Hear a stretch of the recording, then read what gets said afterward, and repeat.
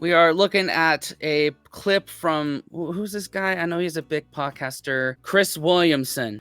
This is a bit called "How British People Really View Americans." Hey, now I'm here for this. Let's go. It's been a while since we've had this type of video on there. We've talked about it a couple of times, but it's always nice to get a nice fresh perspective on it. Especially since I think this is the first one we've done since I did my UK trip. So yes, for sure. Oh, for sure. Yeah, have a fresh perspective on it. Yep. So ready? Yep, let's go. 3, 2, 1. Between the UK and the USA, what have you come to believe about that? So my biggest takeaway from being in America as a Brit is it's like finding out my dad had a kid with another woman that I never met, and we meet for the first time, and I'm like, you're kind of me, but you're not me. It's like he spent a bit more money on you. He made you believe in yourself. Your mom was clearly much nicer or kinder. And you go, oh, Americans, like we're kind of the same.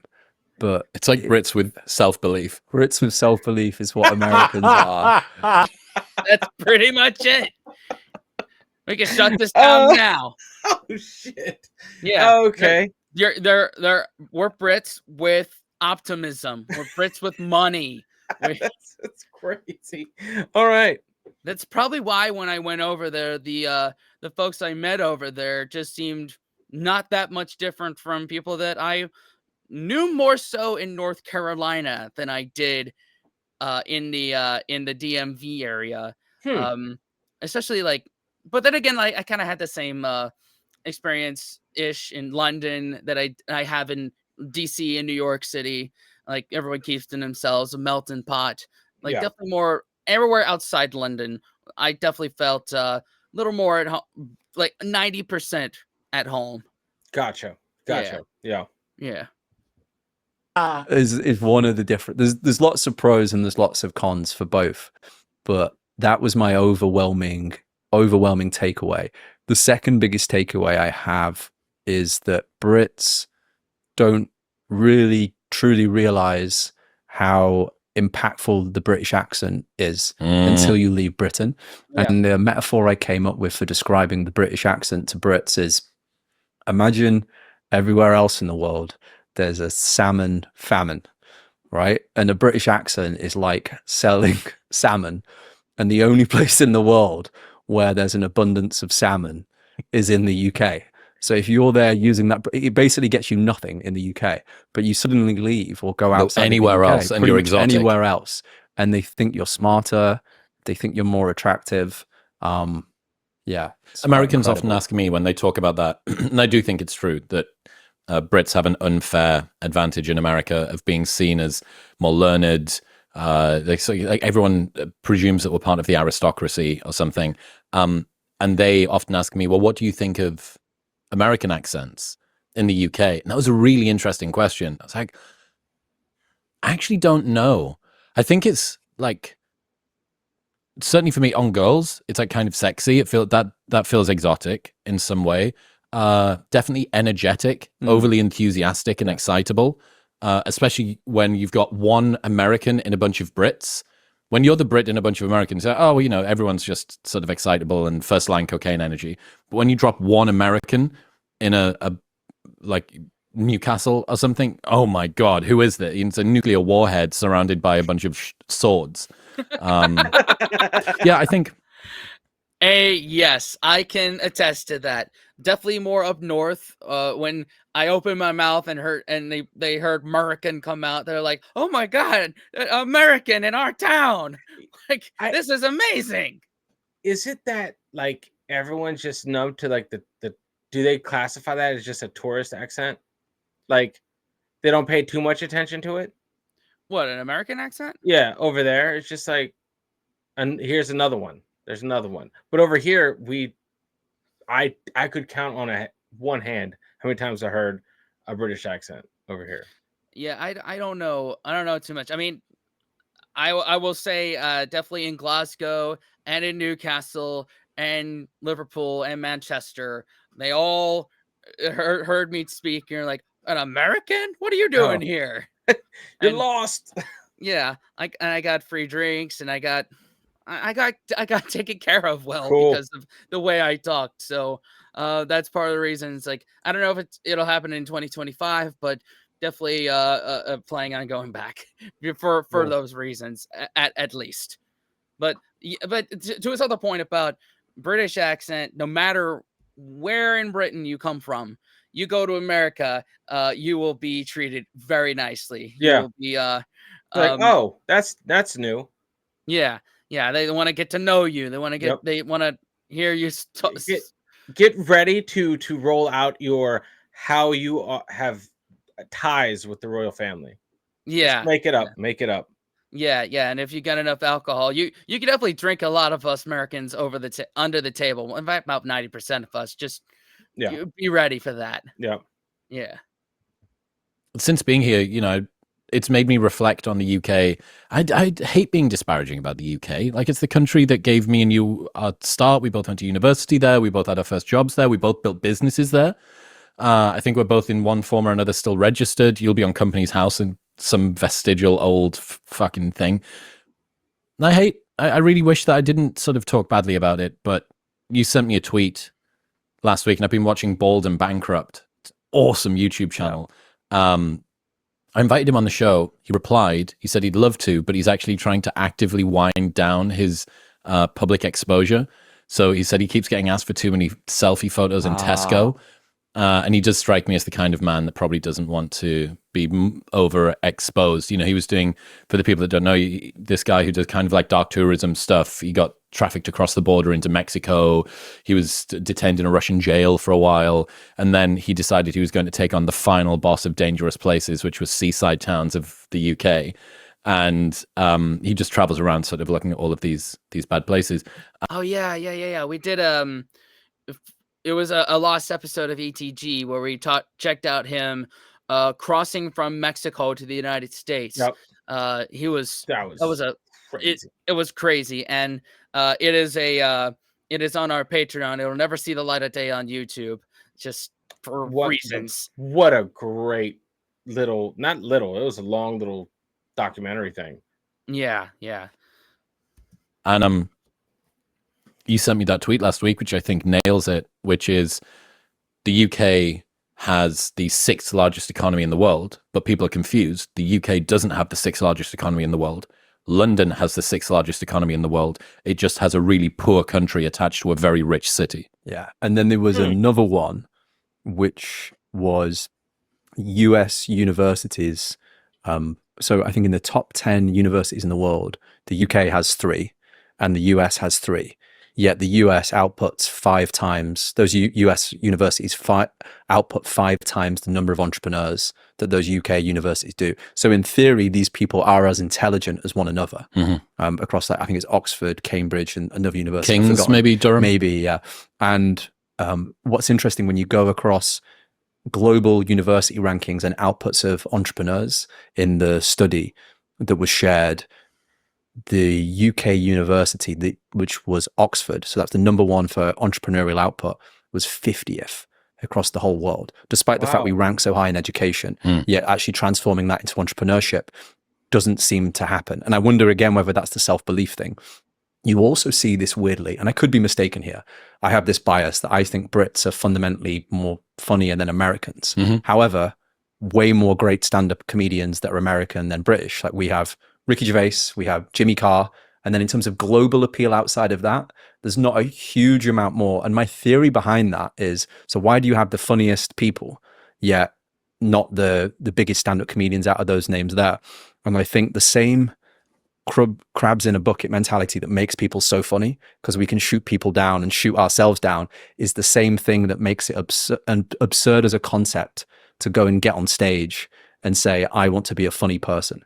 Like that in the UK. So I think the funniest guy in the world right now is probably in a Greg's in Wigan, or he is in a pub in Portsmouth.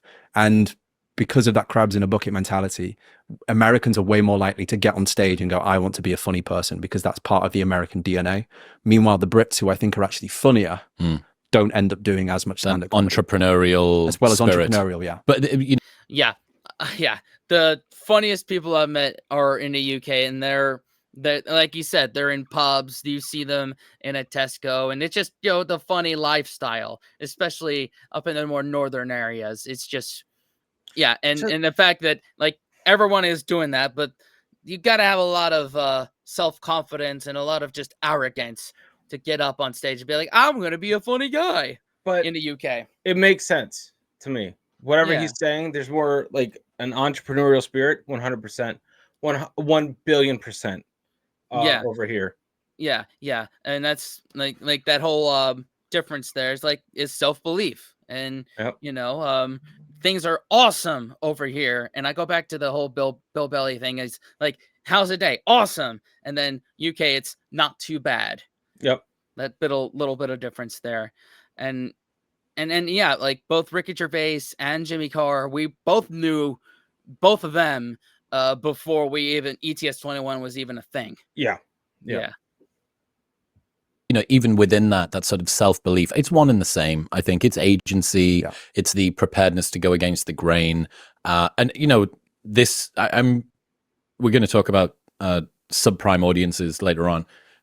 But this audience is like, I would say like it's full of like A's and double A's of people, especially the ones from the UK. And I think the reason that this resonates, I'm not saying it to disparage the UK, I don't think either of us are, but to kind of reassure the people for whom they feel a little bit like square peg in a round country that's sat in the UK, some normal town, you're in fucking Wakefield or Carlisle or Middlesbrough, Rochdale, wherever you are.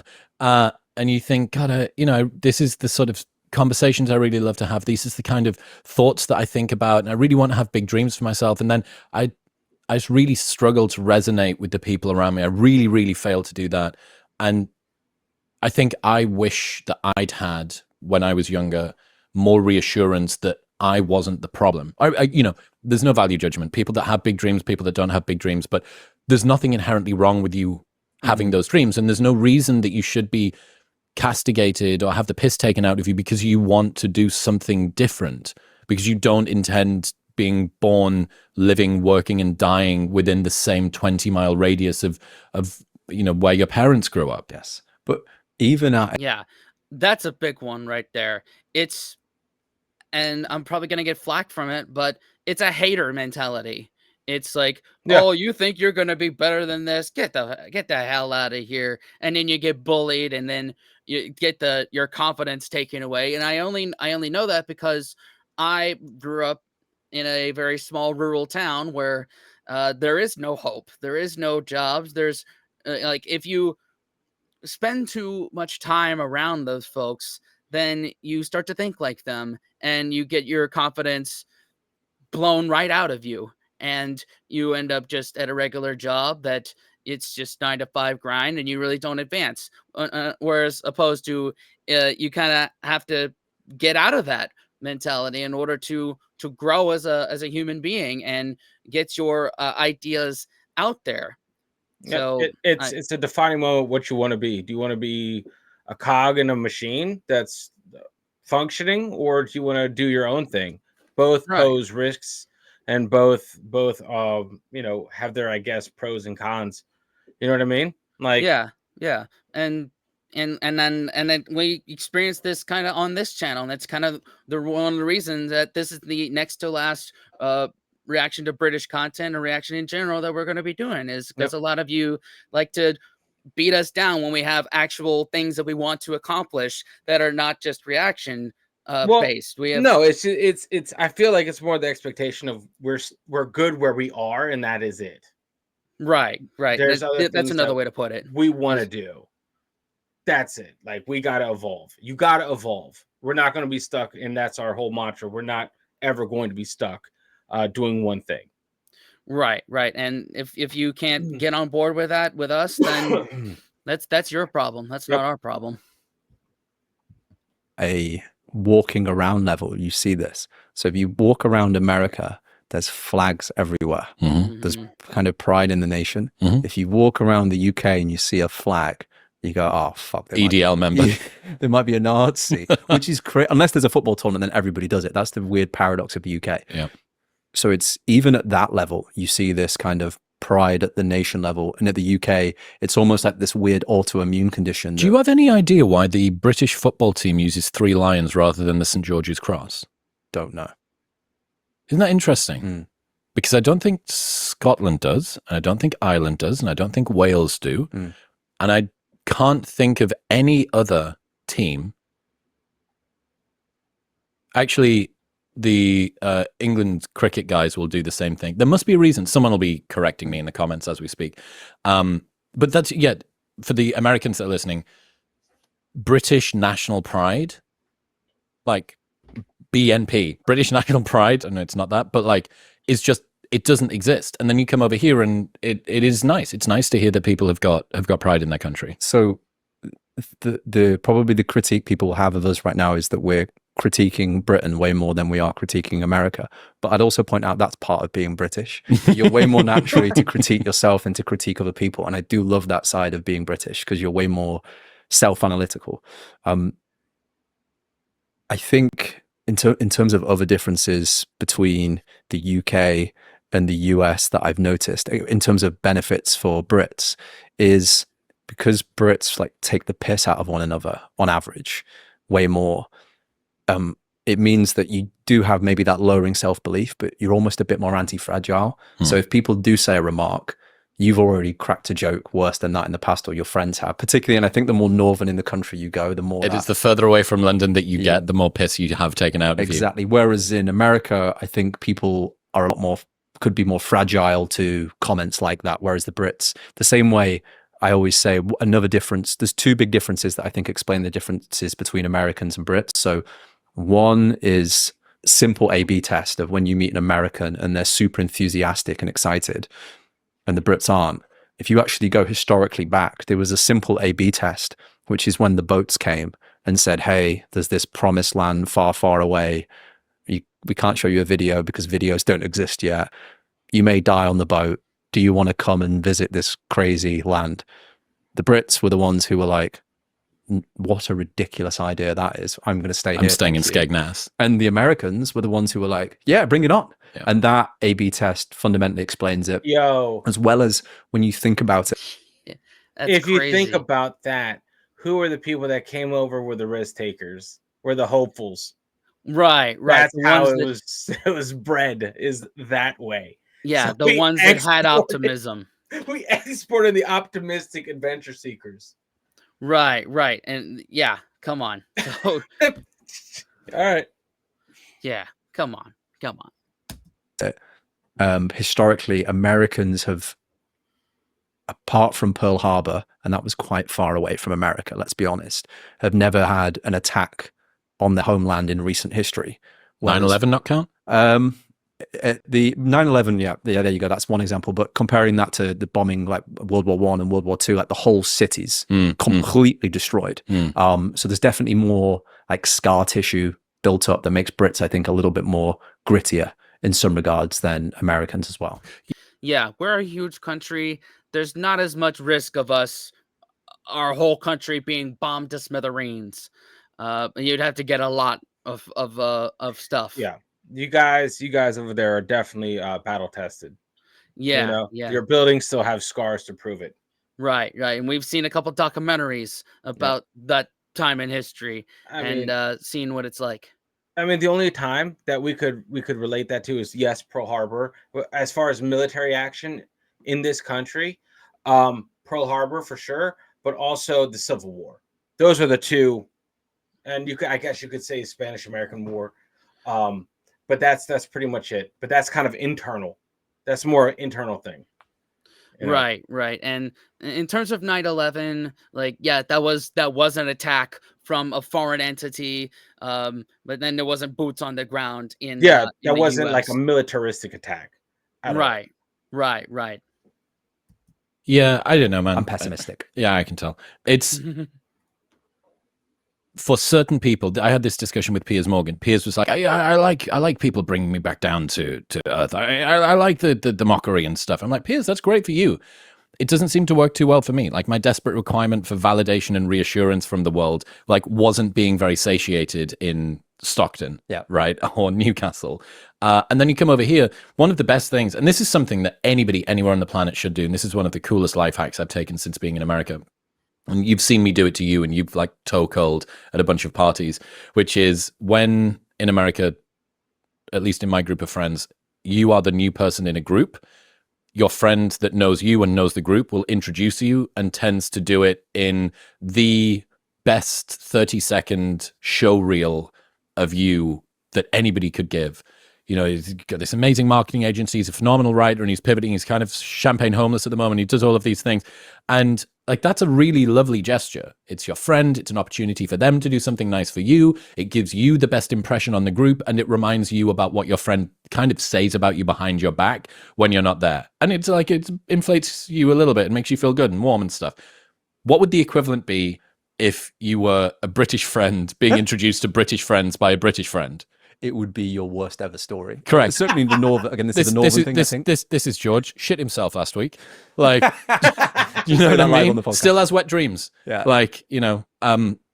Yeah, it is interesting. Like the introduction side, how we introduce one another. I've definitely found Americans are much better at selling themselves immediately, whereas I think Brits often downplay themselves immediately. There's a big difference there in terms of like ever so slight cultural differences. One of the reasons why I think America has been so successful so far, and one thing Britain could improve upon, is if you look at human beings, I think what makes human beings, if you put one human being in a jungle, it's that classic phrase that you put one human being in a jungle and you've just introduced prey into the environment.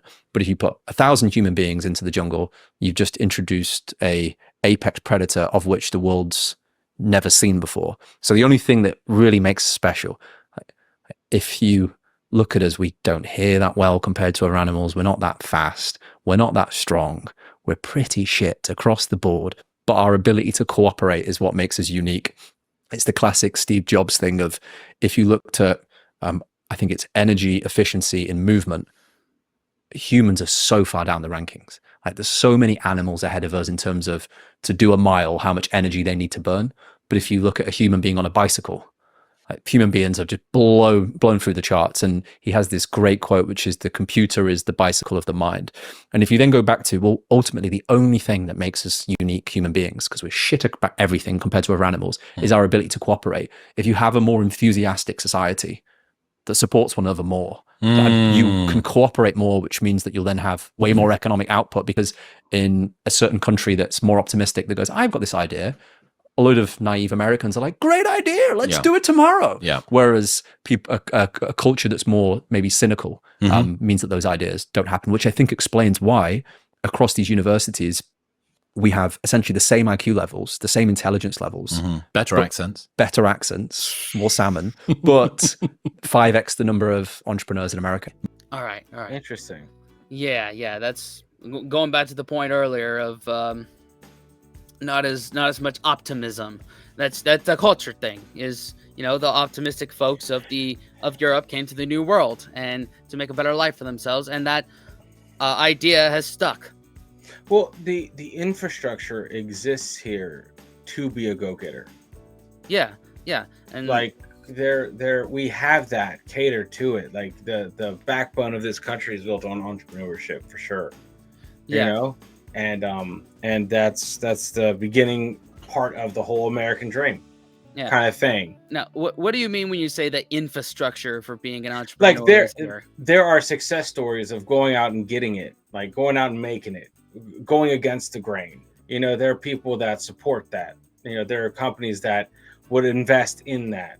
You know, you work hard, you do your diligence, you could probably get a maybe unsecured bank loan to pursue those dreams. There's infrastructure willing to invest in your idea or on your cause to promote that.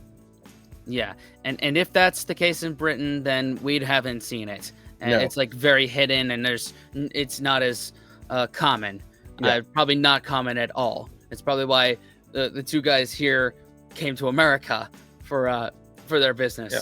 Well, I mean, look at us in general, bro. Like, we said F the 9-to-5 grind. Yeah. we did this. Right. You know? This is a dream right now. Yeah, exactly. And with our plans to pivot it, you know, we have that's another part of our DNA is to have the optimism that we're going to work on this and it's going to be great. Yeah. We're going to make it happen. Yeah, pretty much, man. And that's it. That's kind of I think that explains a lot. You know, I feel like that goes up there with the different styles of comedy. Yeah, You know, yeah. that video that we did about a year and a half ago. You know, like these two videos belong almost side by side. Yeah, I'll probably link that one at the end of Yeah. this video too. But yeah, it's like UK celebrates tragedy, US celebrates escaping tragedy. Yep. Yeah, something like that. There you go. Thanks for watching, y'all. Subscribe, watch another video. Thanks, channel members. Thanks, patrons. What now, Dan? Unplug and do something legendary, guys. We'll see y'all next time. Later.